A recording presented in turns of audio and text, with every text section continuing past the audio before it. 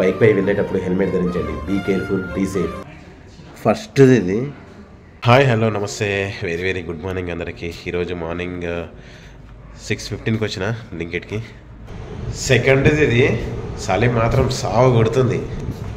ఒక దిక్కు చలి, ఒక దిక్కు సన్నటి వాన, రెండు చల్ల గాలి. మళ్ళీ థర్డ్ది ఇది. చిన్న ఆర్డరే కదా, చిటికలో ఇచ్చేద్దాం అనుకుంటే 10 నిమిషాల నుంచి వెయిట్ చేస్తాను. 10 నిమిషాల తర్వాత కాల్ లిఫ్ట్ చేసింది ఆమె. ఇప్పుడు ఇంకా వస్తున్నా, ఆగు అని చెప్పింది. ఏం ఆగుతాం మేము, 15 మినిట్స్, దాదాపు 15 మినిట్స్ అవుతుంది. పైగా 4.7 కిలోమీటర్స్ పడదు. ఈ అమ్మ పొద్దుగాల కూడా మరీ ఇంత దారుణమా? 3.9 కిలోమీటర్ పోతే 45 రూపీస్ వచ్చింది. ఏమో అర్థమైతలేదు, పాడైతలేదు. మరి అది కూడా మార్నింగ్. ఫిఫ్త్ది ఇది. ఇంకో విచిత్రం చూడండి, అమౌంట్ ఎట్లా వచ్చింది. 1.3 కిలోమీటర్స్ వెళ్తే 1.3 వెళ్తే 24 రూపీస్ వచ్చింది. మరీ ఇంత తక్కువ ఏందో అర్థమైతలేదు. అయితే నాకు ఒక ఆలోచన వచ్చింది. ఏంటంటే గోప్రో తీసుకుంటే ఎట్లుంటుంది, హెల్మెట్ ఫిక్స్డ్ కెమెరా ఉంటుంది కదా, గోప్రో తీసుకుంటే ఎట్లుంటుంది అనిపించింది. కానీ నేను తర్వాత ఆలోచిస్తే నాకు తెలిసింది ఏంటంటే మనకు అంత యూజ్ ఉండదని అనిపించింది. ఎందుకంటే బ్లింకిట్ స్టోర్లోనే కానీ నేను చేసేది. సో మళ్ళీ స్టోర్కి వెళ్ళాలా, మళ్ళీ ఆర్డర్కి వెళ్ళి ఒక 1 కిలోమీటర్, 2 కిలోమీటర్స్, 3 కిలోమీటర్స్ ఆర్డర్కి వెళ్ళి మళ్ళీ స్టోర్కి వెళ్ళి స్కాన్ చేసుకుంటాం. కాబట్టి మళ్ళీ స్టోర్ దగ్గర ఒక్కొక్కసారి ఆర్డర్ పడేదాకా అరగంట సేపు, గంట సేపు, ఒక్కోసారి గంట సేపు వెయిట్ చేయాల్సిన రోజులు ఉంటాయి. కాబట్టి అంత యూజ్ ఉండదేమో అనిపిస్తుంది. ఇది గోప్రో కెమెరా ఎట్లా అంటే ఈ ర్యాపిడో, ఊబర్ చేసే వాళ్ళకి సెట్ అవుతుంది. ఎందుకంటే వాళ్ళు వెళ్తూ వాయిస్ ఓవర్ చెప్తారు కాబట్టి వాళ్ళకు సెట్ అవుతుంది అనిపిస్తుంది. మనకు సెట్ కాదనిపిస్తుంది. అంతా నాకు ఆలోచన వచ్చిండే ఫస్టే, కానీ మనకు సెట్ కాదు. 6 ఆర్డర్స్ అయినాయి, 246 బ్యాలెన్స్ అయింది.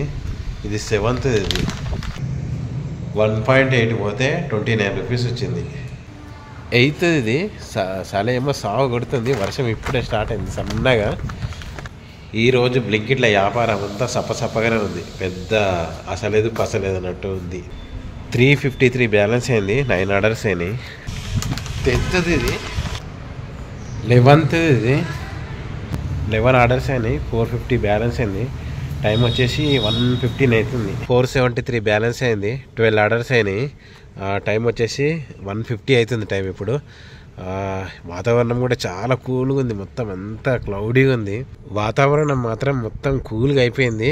అంతా మబ్బులు వేసుకొని ఉంది. మొత్తం అంతా నల్లగా అయిపోయింది మొత్తము. ఈ వెదర్కి నాకు కోల్డ్ కూడా అయింది. ఇంటి సైడ్ పడితే వెళ్ళిపోతున్నది చెప్పలేము కాదు, వెళ్తా ఇంటి సైడ్ పడితే.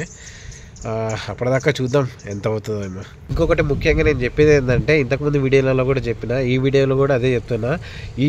ఈ బైక్ ట్యాక్సీ కానీ, డెలివరీ పని కానీ, ఇవన్నీ మనకు జాబ్ లేనప్పుడు బెటర్ జాబ్ దొరికేంత వరకు చేసే పనులు తప్ప ఇదే జీవనోపాధిగా పెట్టుకోకపోవడమే మంచిది. ఎందుకంటే దీనివల్ల గ్రోత్ అనేది ఏమి ఉండదు.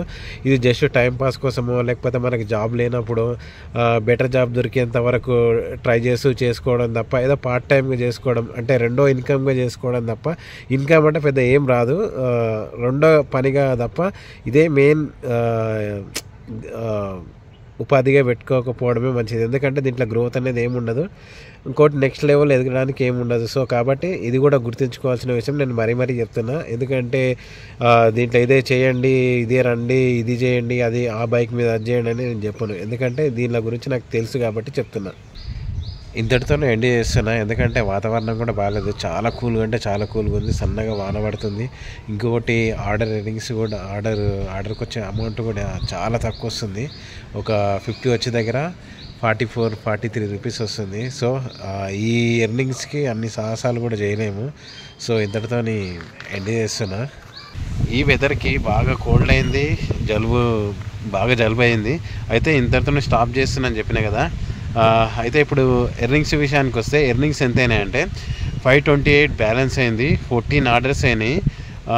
7 hours 46 minutes లాగిన్ అవర్స్.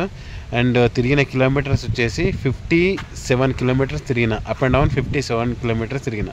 ఓకేనా, థ్యాంక్ యూ, బాయ్.